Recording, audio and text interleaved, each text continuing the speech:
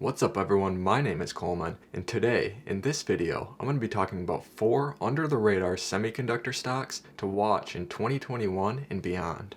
When most people think of semiconductor stocks, the immediate names that come to mind are AMD, Nvidia, Taiwan Semiconductor, and others, just to name a few. But I'm going to be going a little bit deeper and share some under-the-radar semiconductor companies that you may have never heard of before. So I'll start with the largest companies and then work my way down to the smallest company, which is a company I currently own and has a tiny market cap of under $500 billion. If you like this video and find it helpful at any time, hit the like button since it really helps out the channel, and let's get right into it. The first stock on the list of under-the-radar semiconductor stocks to watch is ST Microelectronics, ticker symbol STM. I mentioned this company in the very first video I ever made, and this is by far the largest company I'll share. STM is the largest semiconductor company in Europe based on revenue and has a market cap of about $34 billion. That said, this is a company that a lot of people haven't heard of and most people don't talk about them, which is why I would consider them to be under the radar. The company's slogan is Life Augmented, and if I had to summarize the company, I would say ST Microelectronics makes products that help the world become more connected and help technology become more aware. They have 3 different business groups they operate in, and they're able to reach 4 main industries with their products. In 2020, their analog, MEMS, and sensors group was their largest business group and made up 38% of their revenue. The automotive and discrete group made up 32% of their revenue, and microcontrollers and digital ICs group generated 30% of their revenue. With these 3 business units, they reach 4 end markets: automotive, industrial, personal electronics, and communications equipment, computers, and peripherals. Within these markets, they sell products like integrated circuits, or ICs, MEMS, sensors, and microcontrollers, just to name a few of their thousands of products. They're in a strong position with some of these products too, as a few of their MEMS, sensors, PMIC, and silicon carbide have all been ranked #1 products.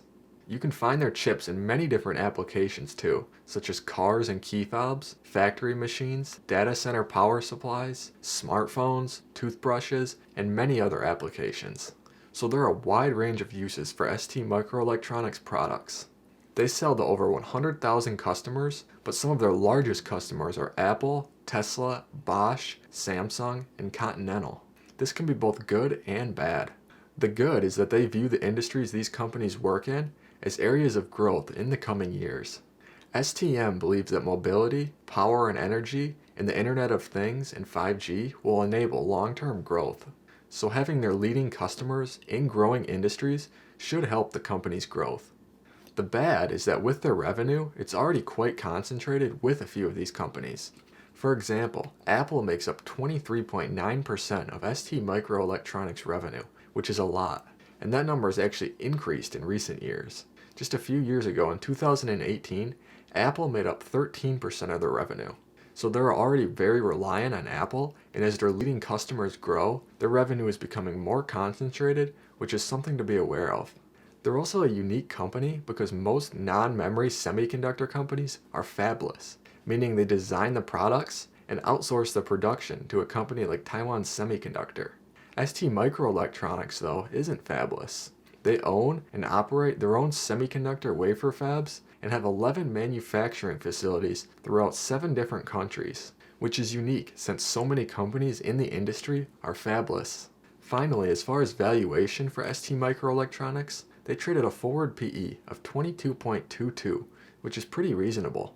The PEG ratio, or price to earnings growth ratio, is pretty good too, at 1.19. The price to sales ratio is also pretty good at 3.17. Just for comparison, AMD, which is a semiconductor company a lot of people like and are buying, trades at a forward PE of 37, has a PEG ratio of 1.23, and a PS ratio of 8.6. So I personally think ST Microelectronics trades at a pretty good valuation. Either way, I view this as an under-the-radar company to keep an eye on since they operate in growing industries and trade at a reasonable valuation. The second stock on the list of under-the-radar semiconductor stocks is Cirrus Logic, ticker symbol CRUS. Cirrus Logic is a $4.5 billion company, and they're a leading supplier of audio and mixed signal solutions. They have 2 different product lines geared towards different markets. They have their portable product line and their non-portable product line. The portable product line is built for a variety of products such as smartphones, tablets, wearables, and digital headsets. Some of the products in their portable product line are codecs, boosted amplifiers, and haptic and sensing solutions. These chips are used for sound and vibration in phones and other devices. So their products are very important to a phone's performance. Last year, they generated about 90% of their revenue from their portable products. They also have their non-portable product line, which is geared towards the automotive, energy, industrial, and non-mobile consumer markets such as smart homes. This includes products like codecs, ADCs, DACs, and digital interfaces and amplifiers. Some of the uses for these products would be for laptops, home theater systems, and automotive entertainment systems. This segment doesn't make up too much of their business and only generated about 10% of their revenue last year, and their revenue from this segment has declined for 3 straight years. Although they offer chips in a variety of markets, they've historically been a very niche company, and smartphone audio has primarily been Cirrus Logic's main business. They're a supplier to the top 7 smartphone OEMs for their audio and are very reliant on this part of their business. They do recognize this though, and they're trying to diversify their audio business beyond smartphones. They're getting more involved with tablets and laptops, where they supply to 3 of the top 5 tablet and laptop OEMs. They're also expanding into wearables and wireless headsets, where they supply to 2 of the top 5 wearable brands and 2 of the top 3 wireless headset brands. They've also been successfully diversifying to other mixed signal solutions beyond audio, which is nice to see. In the past 3 years, their other mixed signal solution revenue has increased from 12% to 19% of their revenue. They believe there's a large total addressable market for them in this area. That said, this is a company with a lot of customer concentration, which is something to be aware of. In 2020, their top 10 customers represented 91% of their revenue, and Apple represented a whopping 79% of their total revenue. So there is definitely some risk if they were to lose Apple or another large customer. Finally, as far as valuation with Cirrus Logic, they traded a forward PE of 16.75, which is pretty good. They'll probably always trade at some sort of discount compared to similar companies as long as their revenue remains concentrated, but it's still a pretty good valuation in my opinion.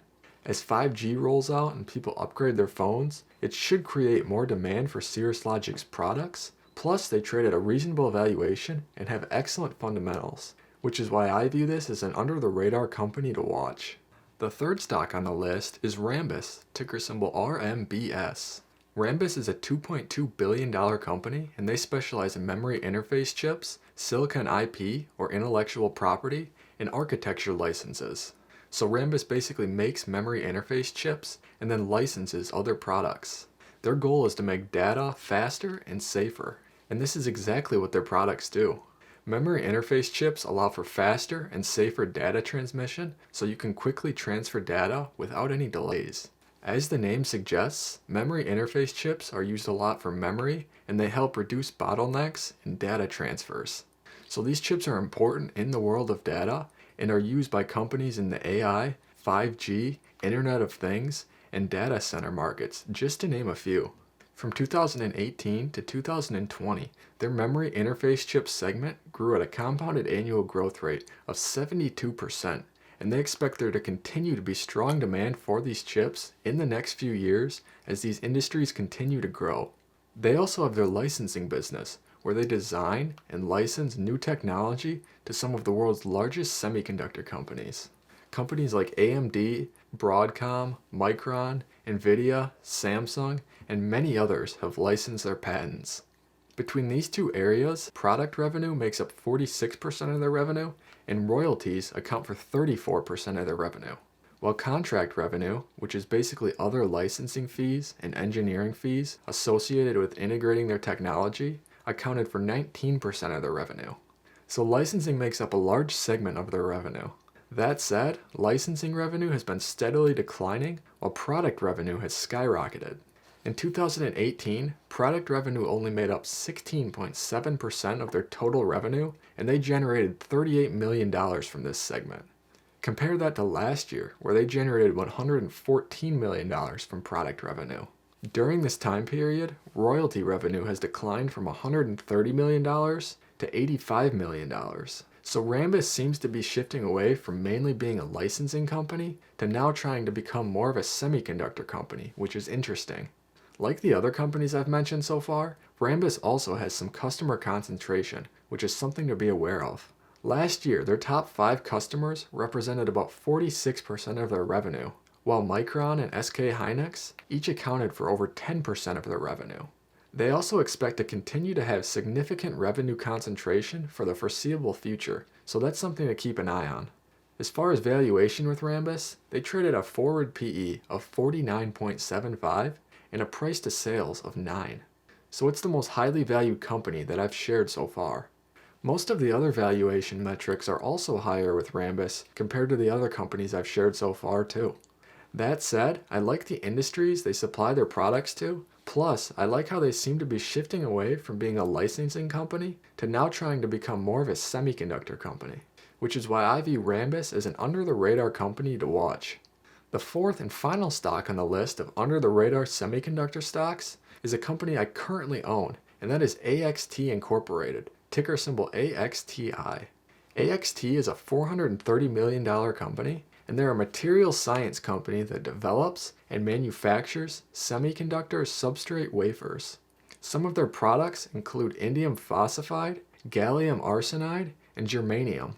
These materials are used to make semiconductor chips when a typical silicon wafer cannot meet the performance requirements of a semiconductor. This is because the laws of physics prevent certain functions from being performed properly if silicon is used as a wafer substrate. In these situations, you need a non-silicon based wafer substrate such as AXT's.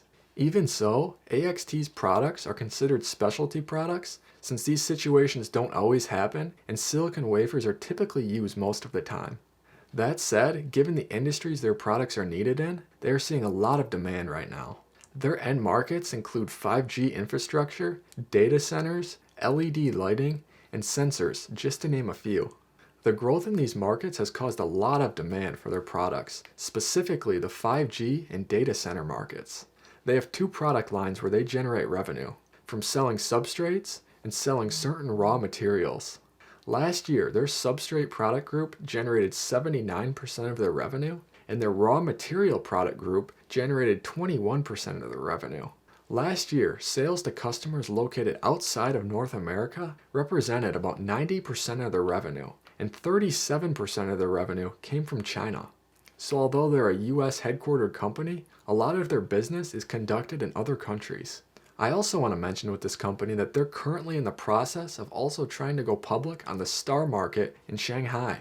Although they already have pretty strong financials, they want some extra capital to grow their business and manufacturing. This news made investors pretty happy as the stock increased about 30% within 4 days of this news. Finally, as far as the valuation with AXT, they traded a forward PE of 35.7 and a price to sales of 4. So based on these metrics, it's not the highest valued company I've shared, but it's also not the lowest. Overall, I like the industries they supply their products to, coupled with how much demand they're seeing for these products, which is why I view them as an under-the-radar company to watch. Anyways, hopefully you liked this video, and maybe I was able to share with you a few companies that you've never heard of or looked into before. If you liked this video, don't forget to hit the like button, and if you want to see more videos like this one, please subscribe down below and hit the notification bell. Thank you so much for watching, and I'll see you in the next one.